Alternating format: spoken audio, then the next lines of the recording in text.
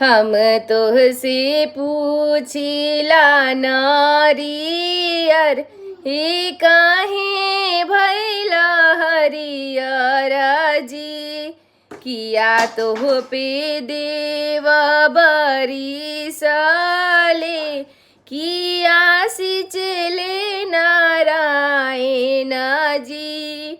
नाही हम पे देव बरिसले नाही सिंचले नारायण जी। हमारा के सिंचले कवन बाबा जिनका पोता के मुड़न होला जी।